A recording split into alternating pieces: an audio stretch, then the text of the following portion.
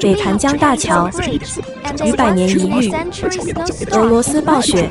光站在桥头往下看，腿都发颤，更别说驾车时候。最绝的是，它没有桥墩，全靠224根希拉索硬生生把桥面吊在500米高空，开上去的瞬间，仿佛闯进云层里。俄罗斯遭遇146年来最强暴雪袭击，堪察加半岛地区进入冰河时代。自2026年1月12日起，多个气旋接连来袭，11级狂风裹挟着暴雪肆虐5天，将吹雪堆至9层楼高，建筑迎风铺前的雪堆竟达15米，全市陷入停滞，公交中断，学校停课，当地宣布紧急状态。极端天气也催生出非常景象，孩子们把楼高的雪堆当作天然滑道，从高处欢笑着滑下，而大人们则在破顶的雪堆中艰难挖掘被掩埋的车辆，甚至有人忙了半天才发现挖错了车。更有居民为图便利，直接从家中窗户跳入深雪出行，而清雪车昼夜轰鸣，成为这座停摆城镇唯一的喧嚣。